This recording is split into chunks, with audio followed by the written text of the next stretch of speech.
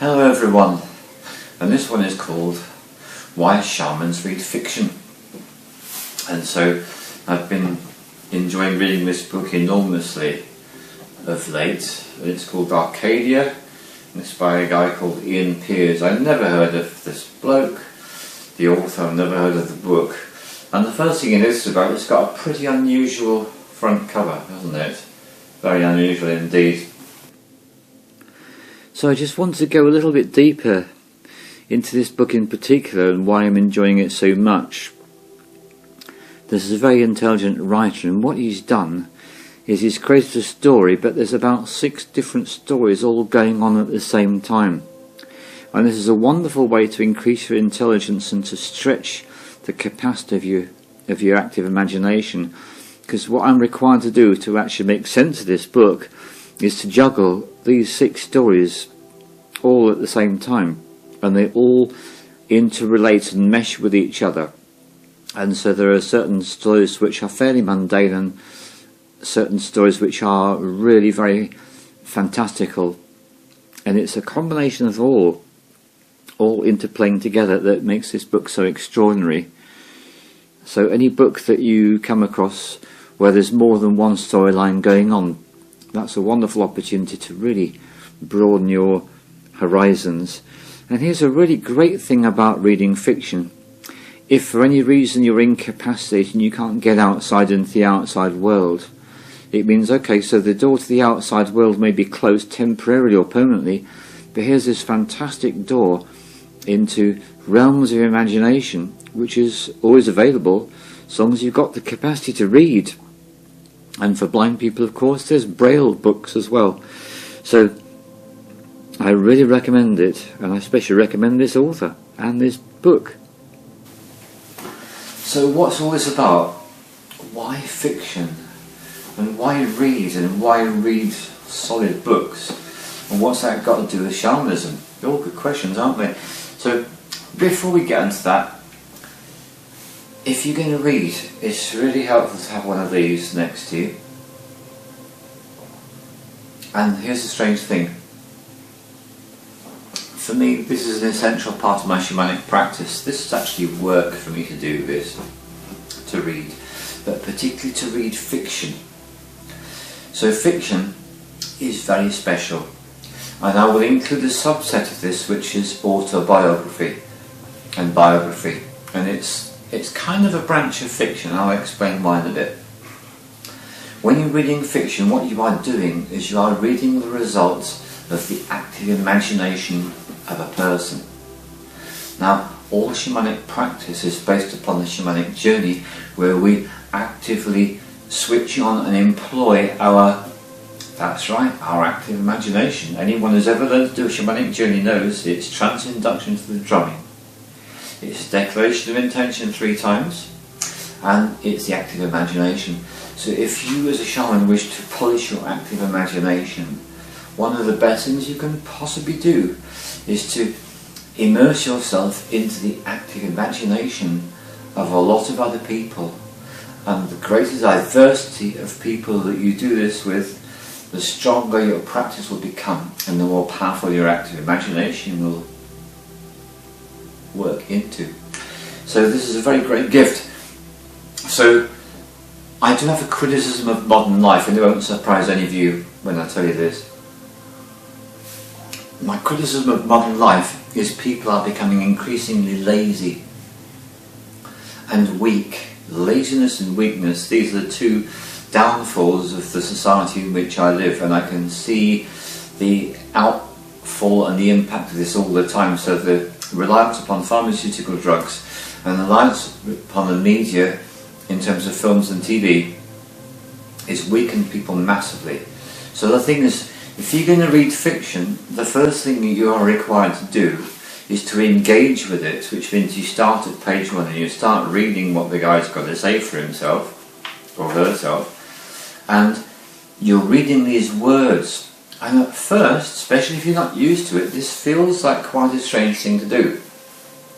And what you want to do is persevere. And my suggestion is, if you're not used to reading fiction, it's really helpful to start with a really good writer. So here's a simple name that you all know of, and probably many of you or most of you who've watched the Harry Potter films, but how many of you actually read the books? Yeah, really read the books. So I strongly recommend J.K. Rowling Harry Potter. Start with the first book. I would very strongly recommend anything ever written by Terry Pratchett, ever. It kind of doesn't matter what. And beyond that, works of fantasy, works of science fiction, anything where the person is able to allow their imagination to roam free. And if you're the kind of person that doesn't like things too fantastical and prefers the more mundane, then go for other writers like Susan Hill, for example. There are many writers out there that will describe conventional everyday life. Cecilia Ahern, another example. There are so many. Now, a really good way to get yourself into the right space is to go to your public library. Now, if you live in the UK, USA, lots of other countries, public libraries still exist. And they call that for a reason, because they're open to the public, they're not closed. And if you're fortunate enough to live in the UK, they're all free if you want to borrow a book. So here's the thing, there's this fantastic resource out there, and there's one in pretty much every town in the country, although they have been closing them because people are not using them so much. In a public library you can go and you can get yourself a card, and you can choose a rather large number of books, and you can take them away for 3 weeks. It doesn't cost you anything. You don't have to go on Amazon. And here's a really important point. When you go on Amazon or any other modern way to choose a book, what you do is you are starting to employ your rational mind. Not a good idea. The best way to get the most exciting reading experiences is to do it random. And the lovely thing about libraries is they're incredibly random, because you can look along the shelves, you can pull a book out at random, and the modern libraries these days do a really cool thing, which they'll have little shelf, little stand with maybe 20 or 30 books, and they're all faced up like that so you can see them all laid out. Basically they lay them out in displays, and these can catch your eye. So obviously my eye got caught because that's an unusual cover. Clever author, I might add. So this is a really helpful thing to do. Go to a public library, get yourself an account, get yourself a card, and choose books for free. Because you're choosing them randomly from a selection which will be of thousands, many thousands. All libraries have got a huge number of books when you think about it. So their randomness is a very useful quality to go into, because then you're going to get exposed to something that you hadn't planned to. And this is something about the mysteries of life that is really useful and exciting to engage in. So you engage in a book, maybe a writer you've never even heard of, and you start reading, and at first it may be a little bit, oh, this is a bit strange, and struggling a bit to grasp what they're talking about. And what you're doing is you're actually exercising muscles which may not have been used for a long time. So it's rather like if you never did particular exercise and you suddenly went swimming or horse riding, you'd feel these muscles you didn't even know were there. It's a bit like that when you start to read fiction. Here's the magic. The magic is, if you carry on and persevere, you'll soon get to the point when you realise that you're actually inside the book, inside the pages, and you are in the world, you're in the consciousness, in the actual active imagination of another human being. This is an extraordinary thing to do, and then you literally get carried along in this wave of experiences. Once you learn to enjoy this, you will never ever look back. So let's get to the relevance with shamanic practice. As shamans, we all need to develop and strengthen our active imagination, because this is how we heal our clients, through the use of the shamanic journey. Trance-induction, intention, active imagination. So it's the third of the three things that we use to work. So this is going to improve your shamanic practice enormously to read fiction, and it exposes you to ideas that you might never have come across. And here's another really important thing: it increases your intelligence. That's right. A really simple way to vastly and sustainably increase your intelligence is to keep reading fiction. Now here's the thing, I know a lot of people now that say this to me, including a lot of partners, A lot of partners have said this over the years. They say, yeah, I like reading, Keith, but I don't like reading fiction. I like to read non-fiction. I like to read self-help books. I like to read something that's intelligent, written about something that interests me, factual, practical. That's a lot better than fiction. And they expect me to look back and agree with them, and I disagree with them so strongly they have completely missed the point.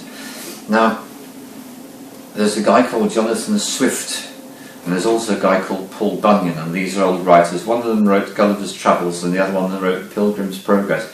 And I'm using these as deliberating samples because the writers of those books were living in a time when the government and the authorities were cracking down on free speech and free thought. I know it sounds a bit insane, but seriously, they didn't like people thinking too much, they didn't like people speaking freely.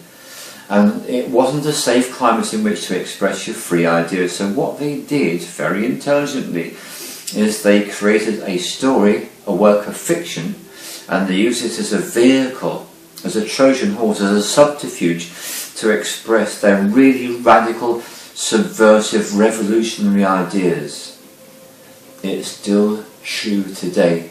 If you want to encounter real subversion, forget all non-fiction. Don't even waste your time. It's so mundane, it's so plodding, and it's so limited. If you go into fiction, all the bets are off. Because the person who's written the book has created this artificial world, this unreal world, this work of fiction, they can put as many subversive ideas as they like in there. And they certainly do. So if you want to get exposed to really revolutionary concepts, different ways of looking at things, if you want to get exposed to an increased intelligence, and if you want to increase your active imagination, seriously the best thing you can do as a shamanic practitioner or as a person, read fiction, and read more fiction, and read fiction from a wide variety of authors.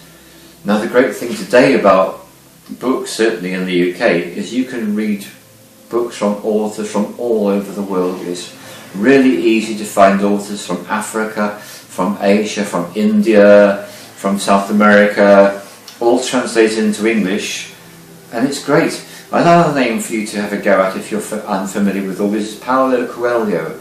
Paulo Coelho is one of the best published authors in the world.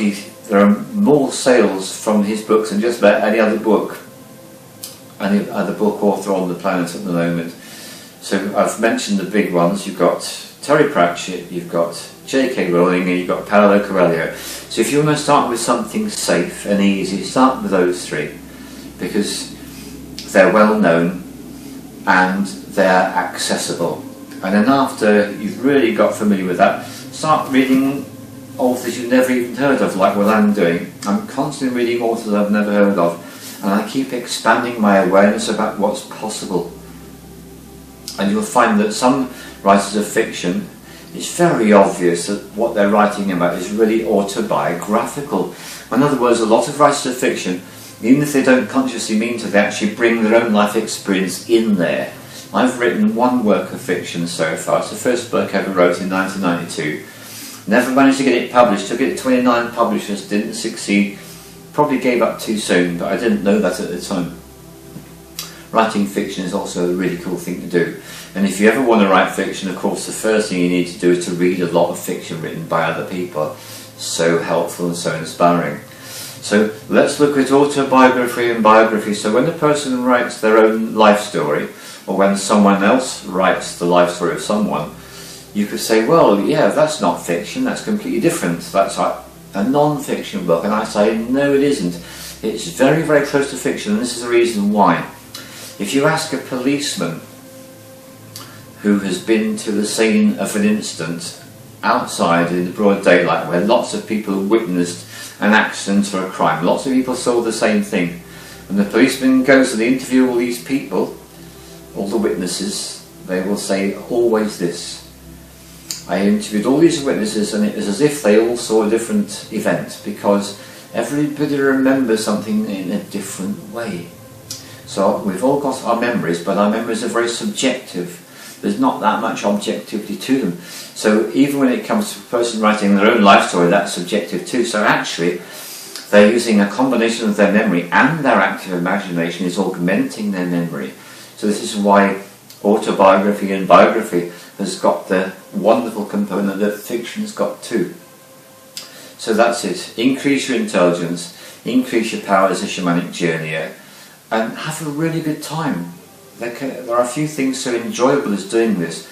And I love great TV shows and I love watching films, but for me, the real power comes in these. And the really great thing about them, it's not like a film that goes on for like an hour and a half or 2 hours. Once you start watching it, you really feel like you've got to carry on watching it.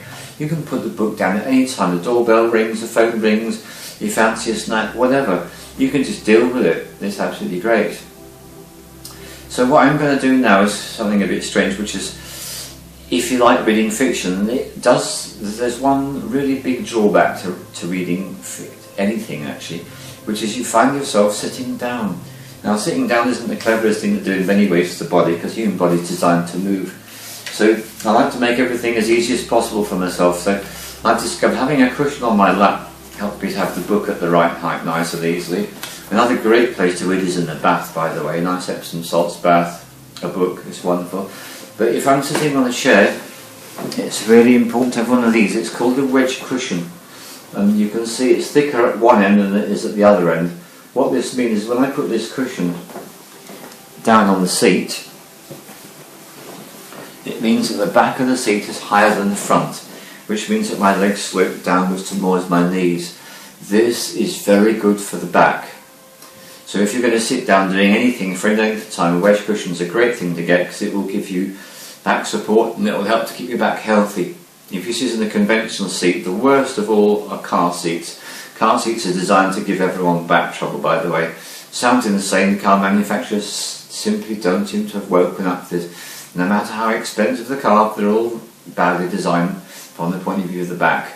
And a great thanks to my Bowen therapist Fiona for pointing this very important fact out to me. So get a wedge cushion if you sit down for any real length of time.